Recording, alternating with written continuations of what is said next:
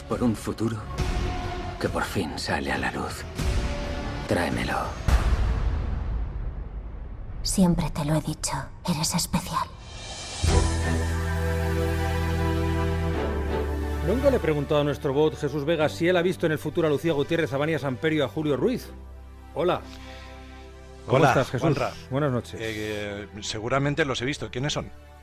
Los zagales de la tertulia que te precede, los martes.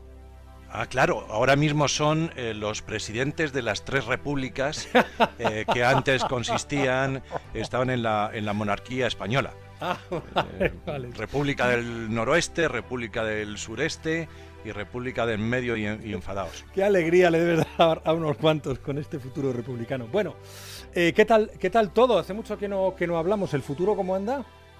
El futuro fantásticamente bien. El futuro siempre es mejor. ¿Verdad? Hoy nos traes a alguien a quien en este programa profesamos una enorme admiración y personalmente yo mucho cariño. Y ahora me dirás qué has encontrado en él. Luego, si quieres, te digo lo que he encontrado yo, pero para traérnoslo, para honrarnos con su visita. Pues Pedro Baños. Sí, yo creo Pedro que Baños. no hace falta casi ni presentarle, porque yo creo que es una de las personas que, a pesar de ser mediática, es admirable, porque además habla de temas muy serios y muy interesantes. Todo el mundo sabe que es coronel del Ejército de Tierra, en el que ha desempeñado además numerosas e importantes tareas en estrategia, geopolítica, inteligencia, terrorismo, relaciones internacionales, defensa y seguridad, y además tanto para España como para la Unión Europea.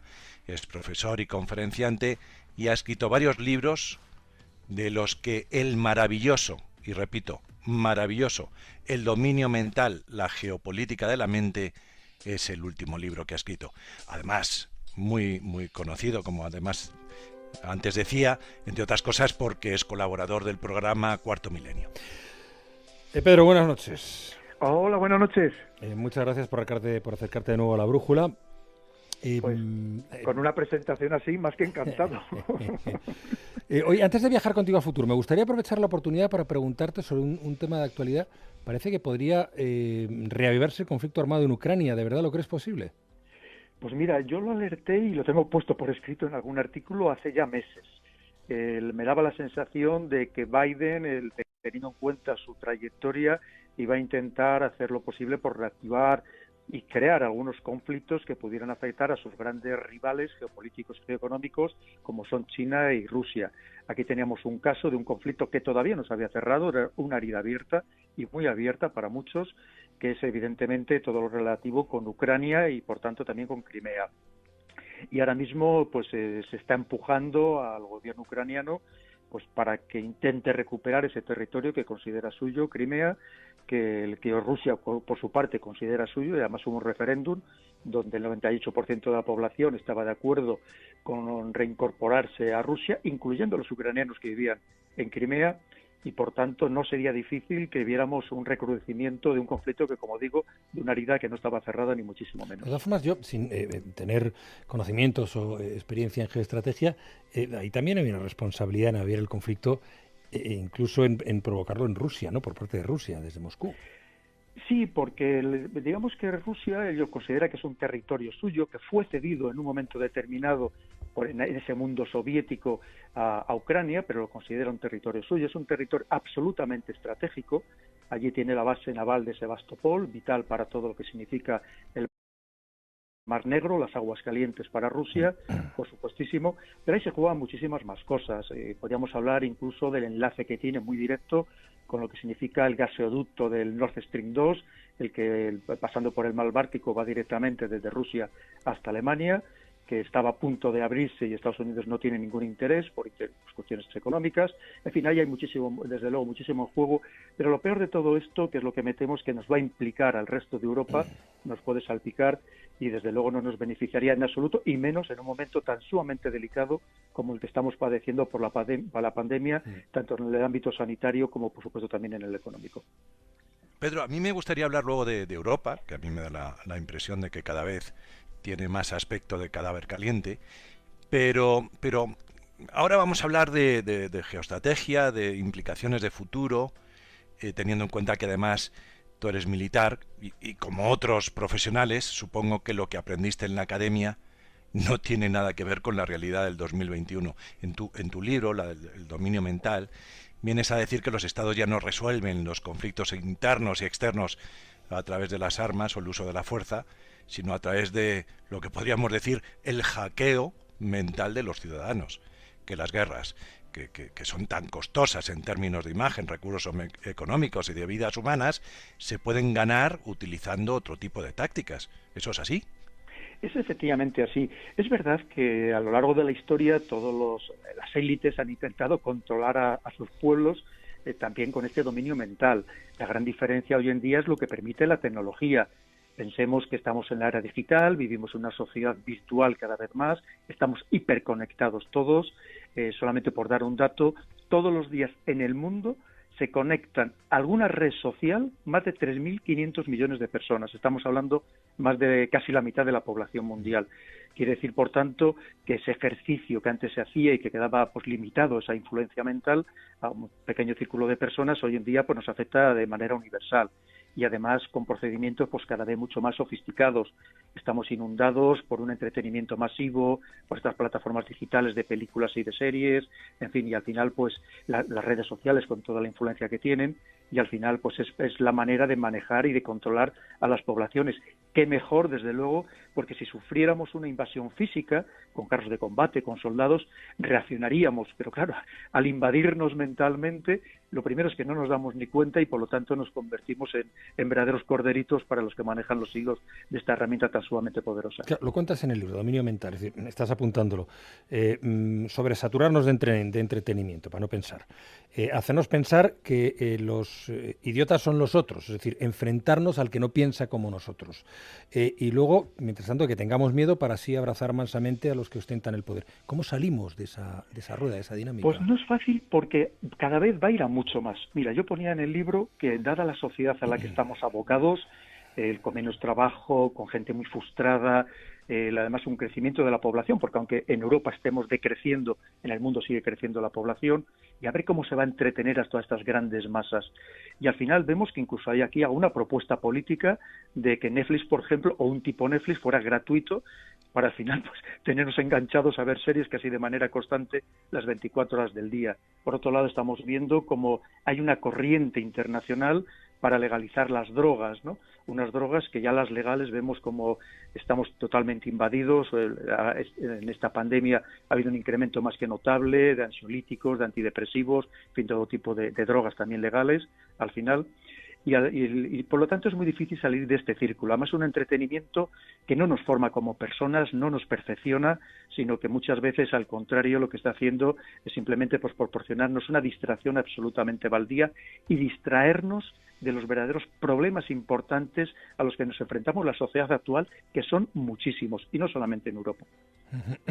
Oye, Pedro, y para conseguir este dominio mental del que hablas, parece que la democracia se está convirtiendo en un estorbo.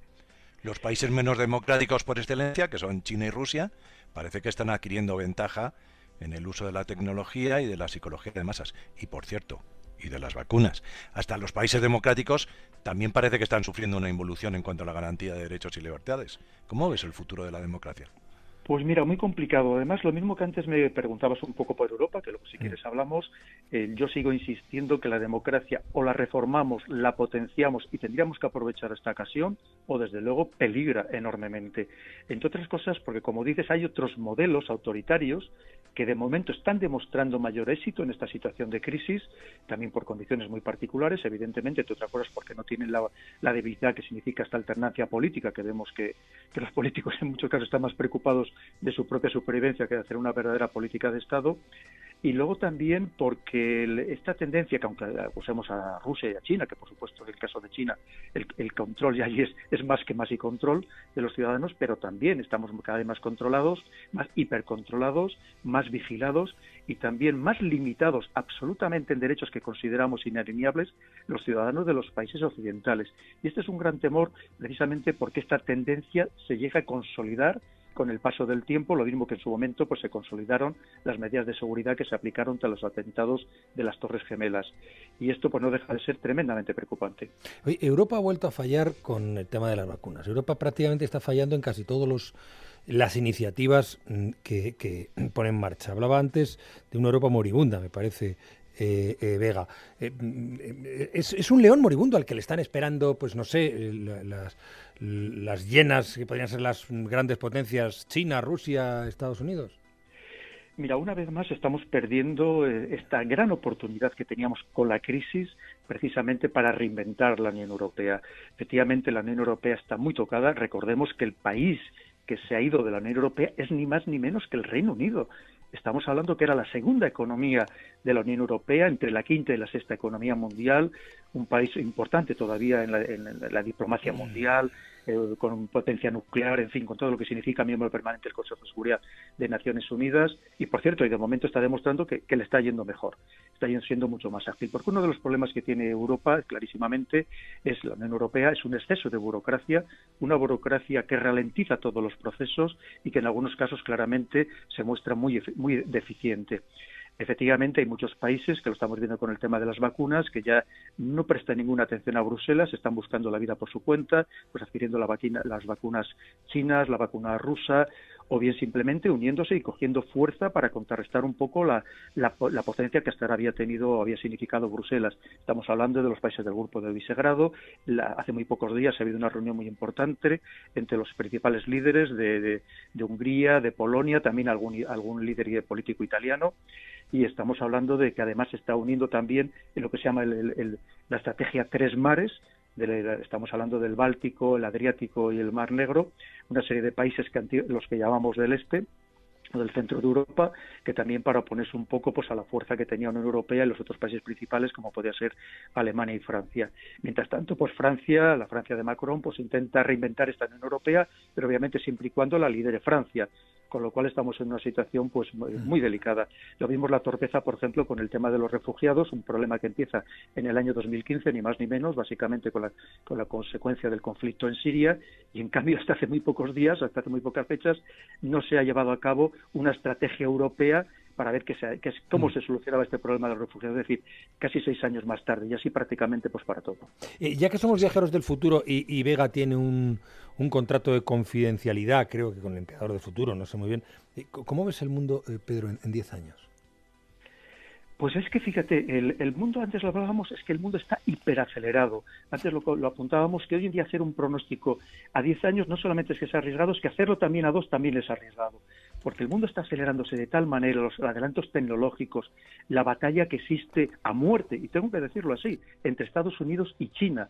Una China que además está aprovechando esta circunstancia de la pandemia para todavía reforzarse muchísimo más, hacer un frente aún mayor a un Estados Unidos que hasta había sido la potencia dominante desde 1991, y por tanto pues estamos viendo que la tensión es máxima, hay que decirlo. Hacer un pronóstico es muy complicado, pero en cualquier caso vamos a ver enfrentamientos muy importantes que, aunque sean indirectos, aunque no sean directos, van a significar que para otros que lo sufren sí que sean muy directos, y precisamente pues entre estas potencias. Y mientras tanto pues en Europa pues vamos a seguir de espectadores, porque me da la sensación de que no solamente no vamos a despertar, sino que probablemente las tensiones internas cada vez van a ser mayores. Y en ese sentido, Pedro, incluso me da la impresión de que si la guerra va por la cibertecnología, que es lo que da la impresión que puede suceder, que sigan procediéndose los ciberataques tal como se están produciendo, aquí quien está haciendo los ciberataques son China, Rusia, Corea, Irán y Estados Unidos. Y nos lo están haciendo fundamentalmente Europa. Y sin embargo, en Europa somos incapaces de devolver la moneda, ¿no? Pues mira, es que como sigamos así, estamos vendidos. Claro, mientras aquí seguimos hablando de ciberdefensa, en estos países se habla claramente de ciberguerra. Y ellos entienden que están en guerra clarísimamente. Y por supuesto que los ataques son de todos contra todos. Países pequeños, como es el caso que has citado, de Irán y de Corea del Norte, es que aprendieron muy bien las lecciones de los ataques que realizaron contra ellos y se han convertido en verdaderas potencias también dentro de este mundo ciberespacial. Y por supuestísimo, yo no me cansaré de repetir que hoy en día es tan importante tener soldados como cibersoldados. Hay que pensar que en una futura guerra, en empezaría precisamente por estos ciberataques masivos, sean con bombas lógicas, como va a ser el de pulso electromagnético, en fin, para anular todos los sistemas cibernéticos del adversario, y precisamente cuanto más avanzado es un país, más vulnerables a ellos. Y clarísimamente, lo mismo que antes lo primero que se hacía era anular los sistemas de defensa y de ataque aéreo del adversario, hoy en día lo primero que se va a atacar precisamente va a ser todos sus sistemas ciberespaciales. Y es la guerra en la que estamos inmersos, y que además un ciberespacio que se emplea para muchas más cosas, como antes decíais, para la desinformación, estas fake news, la manipulación mediática, para condicionar también la mente de las personas, y que al final pues seamos pasivos ante las decisiones que se adoptan, o incluso muchas veces consigan que nosotros mismos las exijamos. Pedro Baños, muchísimas gracias. Un placer, como siempre, contar contigo en el programa. Pues encantado, a vuestra disposición cuando queráis. Vega, buen invitado. Saben que estás aquí. Muchas gracias. La cosa muy alta, ¿eh? Casi imposible. Cuídate mucho, amigo. Un abrazo. Hasta la semana que viene. Saben que estás aquí.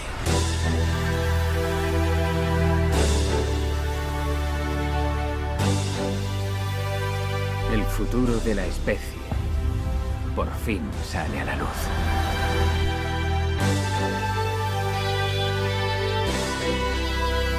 La brújula.